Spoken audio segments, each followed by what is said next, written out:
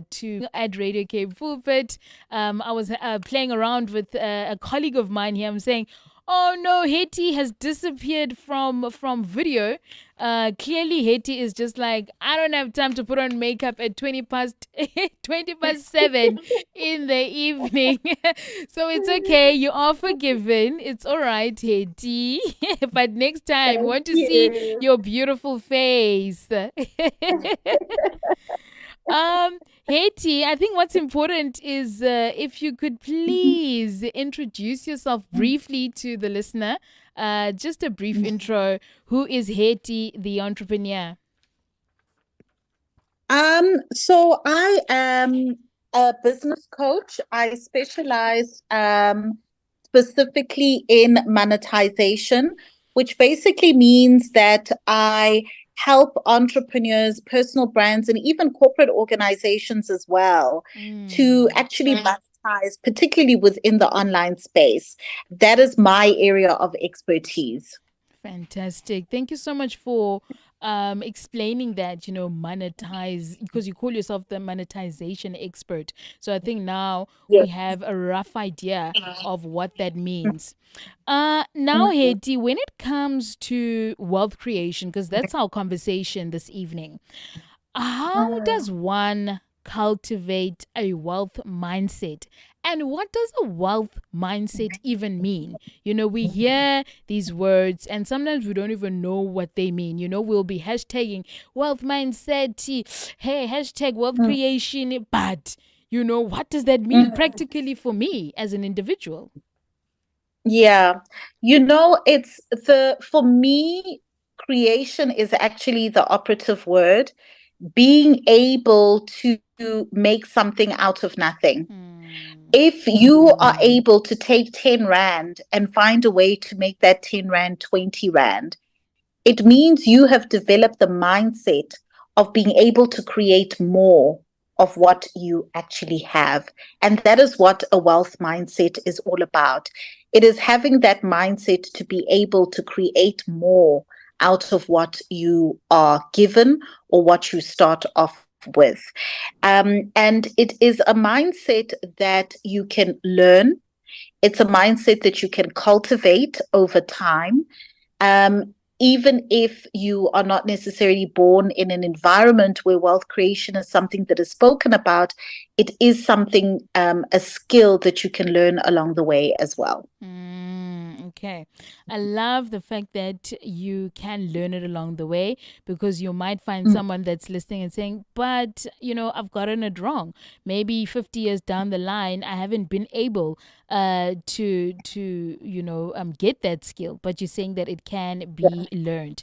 So how can we be intentional with finances, especially as children of God? Now, Hetty, I know that you're also a woman of God, but how do we Yeah. begin to create wealth in a godly way?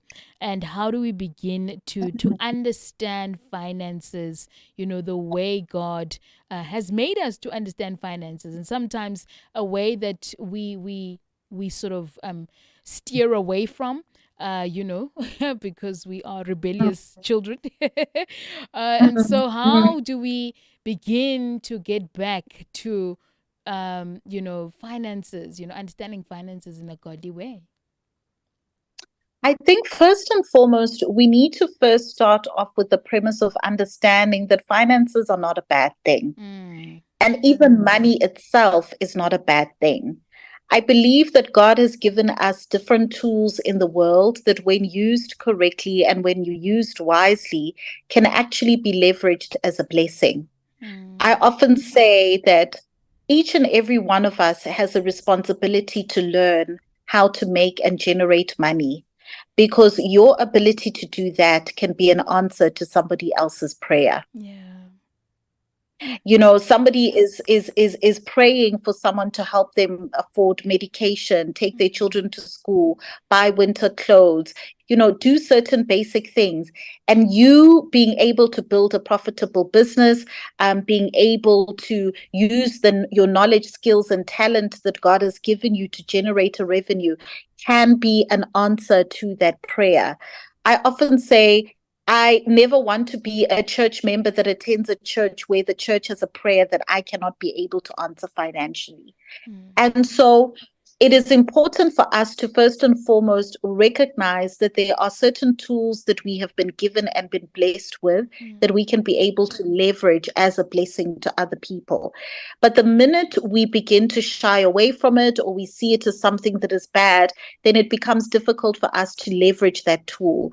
It is understanding the role that money plays, and also being able to understand that it is something that should not be an idol, but rather a tool. I love that a lot. I love that because once it becomes an idol, then it's something totally ungodly, and it's not for us as Yeah, children of God.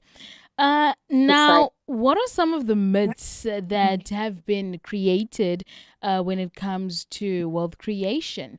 And especially as a child of God, the things that we've heard along the way that sometimes have made us run away from wealth creation and think, once I have money, then I'm going to be an evil person. Mm, mm. So what are some of those myths, and can you debunk some of those myths this evening for us? One of the biggest myths that I really want to debunk in people's minds is that wealth creation is only for a certain few. It is only for those who are either born into rich families or privileged families or environments or backgrounds. I really want to debunk that particular myth. I want to debunk the myth that if you come from a poor household or a poor environment, you will always be poor. We often hear that the rich get richer and the poor get poorer. The poor can get rich. And you can be able to come out of your circumstances. Is it easy? Of course it's not. Absolutely, it isn't, but it is possible. I feel that this is important as children of God to understand that we have dominion over the world. And that means if you are a child of God and you have been brought into the world, then this entire world is yours, including the money, the currencies, the continents, the countries, the languages, everything. And we need to begin to show up in the world as if we know who our Father is. Because the minute that we do, then we do not allow human limitations to limit our mighty God. And that is something that is so, so, so, so important, because one of the tools that God gives us to use is imagination. There are certain things that you will see in your mind that your eye has not seen in real life. No member of your family or bloodline has ever seen that thing. But because it has been planted in your mind and through the use of your imagination, you are beginning to see yourself traveling to continents, building a business, living in a particular house, impacting people's lives. Because it is planted in your mind, you are then able to take the actions in the physical world in order to make that manifest. And that can happen when you are lying in your bed in wherever, in Kayalita, in Nkowankowa, you can do that. And so I really want us to not allow our limited thinking to limit our mighty God. Don't allow our limited thinking, to limit our mighty God, because indeed He has given us dominion. Hetty, what are some of the habits that we can then begin to incorporate in our daily lives, which will prepare us for wealth? One of the things I want us to get into the habit of doing every day is to be knowledge seekers. I want us to be seekers of knowledge and to incorporate that in our daily lives. Who are you following on social media? You want to learn about property investing. Who are the property investors that you are following? What are the property investing podcasts that you are listening to? There are certain things where it doesn't require money. The cost to you is effort. sitting and watching a YouTube tutorial to learn how to do the thing you want to do, sitting and reading a book or listening to an audio book, sitting and practicing the thing that you want to do, being afraid to look stupid by trying something out for the first time and maybe failing 2 or 3 times, but then getting better on the fifth attempt.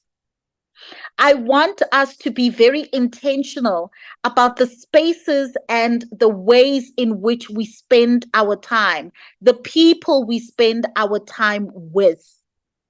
Be very, very, very intentional about that, because once you are intentional about the daily small habits, often at times we always think we need to make this huge, enormous change. No.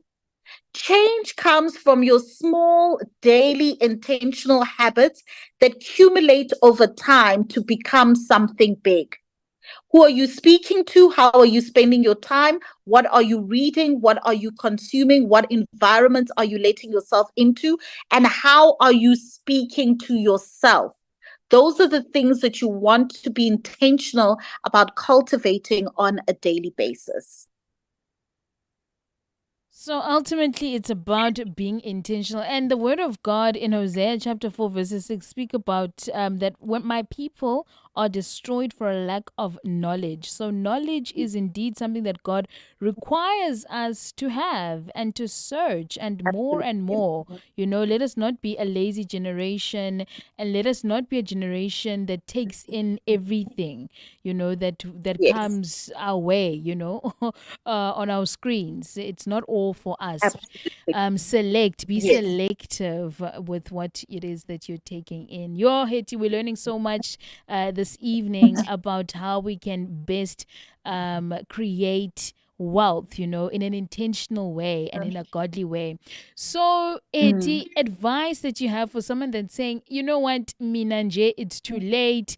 I can't. I have developed very negative and bad habits when it comes to finances. I do not have a great relationship with money. I never have, Mm. I've got money trauma, from growing up, Mm. childhood trauma. Money was never something that we spoke about. And, when we spoke about money at home, there was always anxiety. We never had enough. What advice Mm. do you have for that person? First and foremost, the advice I will have is, number one, check the messaging that you say to yourself. If you say it's too late, it will be too late. Mm. But if you say, I may not have known what to do earlier on in life, but now that I know I'm going to do better, you will do better. So the first thing you want to do is you want to check the language that you use about yourself to speak to yourself. That's the first thing. The second thing also is, all of us have a relationship with money, whether we acknowledge it or not. It can be a healthy relationship, can be a long distance relationship, it can be an entanglement, it can be very complicated, but we all have a relationship. So once we acknowledge and understand we have a relationship with money, then you begin to look at it just like any relationship. Romantic relationship, friendship relationship, family relationship. When a relationship begins to hit the rocks, what do you need to do to better that relationship? You need to be honest. You need to be honest about where you are. I have got a complicated relationship with money. Maybe I don't know the state of my finances. I don't know the state of my debt, etc. In order to rebuild and nurture any relationship, you need to put all of your cards on the table. It might mean having the hard conversation with your significant stakeholders, which could be your parents, it could be your spouse, it could be your children, people that partake in your money relationship. It may be having to print out your bank statements and really take a close look at the state of your finances. It means maybe being able to raise your hand and seek help from a third party, whether it's a financial coach, whether it is somebody that can help with debt relief, etc. In the same way that you would work in saving, a friendship, a spousal relationship, a parenting relationship where you seek help, you seek counseling, you seek guidance, you do exactly the same thing with your relationship with money. None of us are born as money experts. It is okay to say, I need help. It is okay to say, I need guidance. I need somebody to help me to intervene. It's okay to say, you know what, let me go and acquire a little bit more knowledge. Let me be interested and curate my social media feed so that I'm learning more educational and financial knowledge. Let me attend conferences and seminars and be in rooms where these conversations are being had. Those are the different ways that you can begin repairing and making your relationship with money healthier. A healthy relationship with money does not mean you're rich and you're debt free and financially free and have no problems. It means that you are getting a handle on your finances, no matter what your income bracket may be, so that your relationship with money doesn't cause you anxiety, it doesn't cause you heart palpitations, it doesn't make you have feelings of shame and guilt and regret, because a lot of people are overwhelmed with feelings of shame when it comes to their personal finances. And that is not how you want to be able to approach it. Healthy means to say that I'm not where I want to be, but now I know where I am, and I'm beginning to put the small little steps in place to help me to get where I want to be. That is what healthy means. Hetty, thank you so much for your time this evening. Everything that you're saying is spot on. It's like sometimes you need that extra voice, that voice, that Hetty voice that says, have you considered this, and maybe this actually equals to this. That's why things are like this. So thank you so much for being that voice of reason this evening. Really appreciate it. And I'm sure that our listeners are also very appreciative of you sharing your knowledge with us. If someone would be interested in reaching you, what are your social media handles and, just all your contact details? Great stuff. So they can reach me. I'm on all social media platforms. It's Hetty the Entrepreneur, Hetty, and my website, hettytheentrepreneur.com. I put a lot of content out there. And yeah, feel free to hit me up, and looking forward to connecting. Now, before you leave, I cannot let you go without saying, why did you choose to call yourself Hetty the Entrepreneur?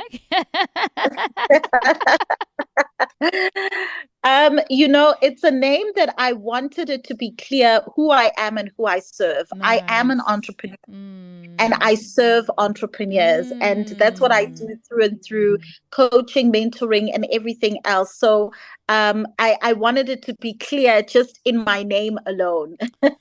And indeed, it is clear. You have made it very clear. Your Yeah, brand, your brand is just an incredible brand. I love that, in all platforms, you represent who you say you are. And that's one thing that stands out. So if anyone is interested in Hetty's services, please reach out. And maybe you can get the help that you require and the help that your finances require so that you can build a healthy relationship with money. Thank you great. so much, Thank you so Hetty. much. Blessings to you and your family this evening. Thank you so much for joining us. Bye bye. Thank you. Bye bye. Bye. Oh, family, what an engaging conversation and an enriching one, if I may say so myself. And I love the fact that Hetty is saying, no, you know what? If things haven't worked